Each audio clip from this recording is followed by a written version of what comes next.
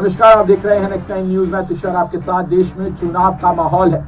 5 राज्यों में चुनाव चल रहे हैं। मध्य प्रदेश, तेलंगाना, राजस्थान, मिजोरम और छत्तीसगढ़। 3 नवंबर को चुनाव शुरू हुए। 3 दिसंबर को नतीजे आने हैं। 3 नवंबर को पहले चरण में छत्तीसगढ़ में चुनाव किया गया, मिजोरम में चुनाव किए गए और अब 17 नवंबर को यहाँ पर मध्य प्रदेश और छत्तीसगढ़ में दूसरे चरण के चुनाव होने हैं। मध्य प्रदेश में यहाँ पर पहले चरण के चुनाव होंगे।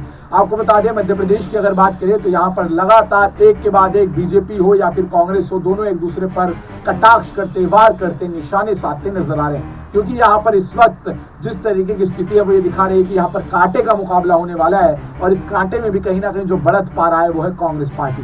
2018 में कांग्रेस ने यहाँ पर जीत हासिल करी थी, जनता का समर्थन उन्हें मिला था, लेकिन 2020 में बगावती सुर अपनाकर ज्योतिरादित्य सिंधिया ने कमलनाथ की सरकार गिराकर शिवराज के खेमे में जाकर बैठ गए थे और शिवराज की सरकार बन गई थी। ऐसे में अब इस बार कांग्रेस पार्टी जो है वो और भी ज्यादा मजबूती के साथ उतरने को उतारू है। यहाँ पर भाषणबाजी चल रही है। लगातार एक के बाद एक कांग्रेस के तमाम बड़े नेता, प्रियंका गांधी हो, सोनिया गांधी हो, राहुल गांधी हो, खड़गे हो, कमलनाथ हो, दिग्विजय सिंह हो, लगातार हर बड़े नेता यहाँ पर उतरकर प्रचार रैलियां करते नजर आ रहे हैं। इसी कड़ी में प्रियंका गांधी भी मध्य प्रदेश में लगातार चुनावी भाषण देती नजर आ रही है। और जब वो भाषण दे रही है, किस तरीके से वो भाषण दे रही है, इस बार के उनके भाषण थोड़े अलग दिखाई देने को मिल रहे हैं। उनका सीधा सीधा जनता से ये कहना नहीं है कि आप हमें वोट दो। उनका कहना है कि पहले आप दोनों की बात सुने, दोनों में से जो आपको सही लगे आप उसको वोट दें, लेकिन आप बातें सुने, आप देखिए आपके लिए काम कौन कर रहा है, आपकी जेब में पैसा कौन डाल रहा है और आपकी जेब से पैसा निकालकर अडानी, अंबानी, इन सबको कौन दे रहा है। इसके तरीके से यहाँ पर वो है कहीं ना कहीं यहाँ पर बीजेपी पर वार करती नजर आ रही है। चलिए आपको सुनाते हैं उनके भाषण का कुछ एक छोटा सा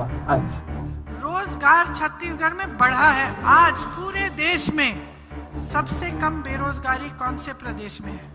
ये मेरे कहने से मत मानिए, आंकड़े देखिए। सबसे कम बेरोजगारी छत्तीसगढ़ में है। और यहाँ क्या हालात है? पूरे देश भर में 45 सालों में सबसे ज्यादा बेरोजगारी आज है। मोदी जी के सरकार की किए हुए काम है। प्रदेश में, आपके प्रदेश में बेरोजगारी इतनी बढ़ गई है कि पूछिए मत। घोटाले ही घोटाले हो रहे हैं। बच्चे बेचारे पढ़ते हैं, आप लोग मेहनत करते हो अपने बच्चों को पढ़ाने के लिए, दिन रात नौकरी करते हो, खेती में मजदूरी करते हो, जो भी करते हो उनको पढ़ाने लिखाने के लिए, उनके भविष्य को मजबूत बनाने के लिए। वो पढ़ते हैं, मेहनत करते हैं, आप प्राइवेट में ट्यूशन कराते हो, फीस भरते हो, किसी न किसी तरह से जुगाड़ करके। इतनी महंगाई के ज़माने में पता चलता है कि परीक्षा में ही घोटाला हो गया। यूपी में कुछ ऐसे बच्चे थे, 26-27 साल के हो गए थे, इंतजार करते करते कहते दीदी 6 साल से इंतजार कर रहे हैं, अभी तक नियुक्तियां नहीं हुई। हम बार 2-3 बार हमने परीक्षा की, फिर छोड़ा कि भाई कितनी बार करेंगे, नियुक्तियां एक ना एक दिन तो आ ही जाएंगे। ठहर जाते हैं। ठहरते ठहरते उम्र बीत गई, रोजगार नहीं मिला। और वहां बगल में रोजगार इतने बढ़ रहे हैं कि जो पलायन करके चले गए वो कह रहे हैं कि हमें वापस आना है अपने प्रदेश में। कह रहे हैं कि हम वापस जाएंगे, रोजगार तो हमें वहीं मिल रहा है, यहाँ हम शहरों, बड़े बड़े शहरों में क्यों भटके। तो ये परिस्थितियां हैं। मतलब आपके सामने एक ऐसी सरकार है जो 3.5 सालों के कार्यकाल में 21 रोजगार देती है।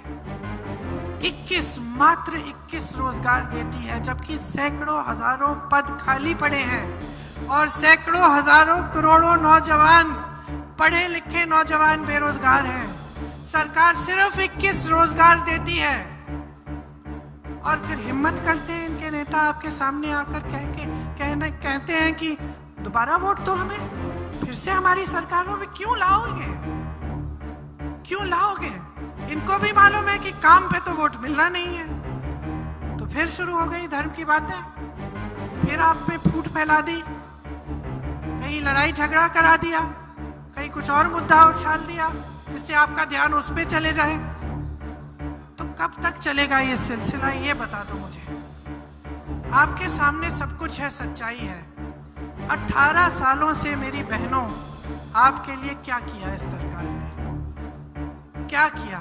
हर रोज 17 बलात्कार होते हैं इस प्रदेश में। आप अभी तक सुरक्षित नहीं हैं। 18 सालों से तो गरीब रही हैं, 18 सालों से संकटों का सामना कर रही हैं। 18 सालों से संघर्ष का जीवन है आपका। महिला का जीवन सबसे ज्यादा संघर्ष का जीवन होता है, चाहे वो बड़े घर की हो, छोटे की हो, कहीं की भी हो, गरीब हो, अमीर हो। ये हमारा समाज ऐसा है। लेकिन जो गरीब महिला है उसके जीवन में इतना संघर्ष है, जिस दिन दिहाड़ी नहीं आती है तो वही भूखी सोती है। वो सारा काम करती है, खेती में भी काम करती है, घर आकर भी काम करती है, खाना पकाती है। जब तक परिवार का एक एक सदस्य खाना नहीं खाता तब तक खाती नहीं है, तब तक सोती नहीं है। कभी कभी खुद कुछ जुगाड़ करके, कुछ यहाँ पे कुछ थोड़े बहुत काम करके कुछ कमा लेती है, वो भी वो रख लेती है। किसके लिए? अपने परिवार के लिए, कि एक दिन पैसों की जरूरत होगी तो मैं बचा के रख देती हूँ। संघर्ष का जीवन होता है। 18 सालों से जिस मामा जी ने वो संघर्ष का जीवन पहचाना नहीं, वो मामा जी 2 महीनों, चुनाव के 2 महीनों पहले क्यों पहचान रहे हैं? सच्चाई है बहनों और भाइयों, चुनाव के लिए पहचान रहे हैं, आपके वोट के लिए पहचान रहे हैं। चुनाव आता है, घोषणाएं शुरू हो जाती हैं। महिलाओं के लिए अगर कुछ करना है, कांग्रेस के प्रदेशों में देखो, ये जो आपको कह रहे हैं ना लाडली योजना, ये कर्नाटका में चल रही है। जब से, किस दिन से? जब से सरकार बनी, पहली मंत्रिमंडल की पहली बैठक, उसमें तय किया गया और पैसे शुरू होने लग गए खाते में डलने। ये इंतजार नहीं किया कि 4 साल, 4.5 साल बीत जाएंगे, अगला चुनाव आने वाला है, उस समय बताएंगे भैया हम ये, उस समय शुरू करेंगे हम। ये इंतजार नहीं किया। देखा आपने किस तरीके से प्रियंका गांधी यहाँ पर लगातार बीजेपी पर वार भी कर रही है और एक तरीके से जनता के सामने अपनी छवि को सुधार भी रही है और अपने आप को एक अच्छे तरीके से पेश भी कर रही है। आपको बता दें, लगातार मध्य प्रदेश इस वक्त काफी ज्यादा जो है यहाँ पर महत्वपूर्ण राज्य बना हुआ है दोनों ही सरकारों के लिए। बहरहाल यहाँ पर सपा भी बड़ी मजबूतियों के साथ उतरने की इस बार तैयारी कर चुके हैं और बसपा भी। ऐसे में यहाँ पर कांग्रेस को अगर किसी से खतरा हो सकता है तो वो सपा और बसपा से हो सकता है, क्योंकि अगर उनके वोट बैंक कोई काटेगा तो वो अखिलेश यादव की पार्टी या फिर मायावती की पार्टी हो सकती है। और अगर आगे जाकर ये पार्टियां आपस में मिल गई तो यहाँ पर एक बड़ा फायदा भी यहाँ पर कांग्रेस को मिलेगा और कहीं ना कहीं बड़ा सेटबैक यहाँ पर बीजेपी को मिलता दिखाई देगा। अब आपको बता दें, जिस तरीके से चुनाव हो रहे हैं, ये कहीं ना कहीं दिखा रहे हैं कि कैसे इन चुनावों में इस बार जो हिंदी पट्टी के 3 बड़े राज्य हैं, छत्तीसगढ़, मध्य प्रदेश और राजस्थान, यहाँ पर कांग्रेस पहले से ज्यादा बढ़त हासिल करती दिखाई दे रही है। बहरहाल आप इस पूरे मुद्दे पर क्या सोचते हैं, क्या राय रखते हैं, मुझे कमेंट सेक्शन में जरूर बताएं। जुड़े रहे, देखते रहे नेक्स्ट टाइम न्यूज। धन्यवाद।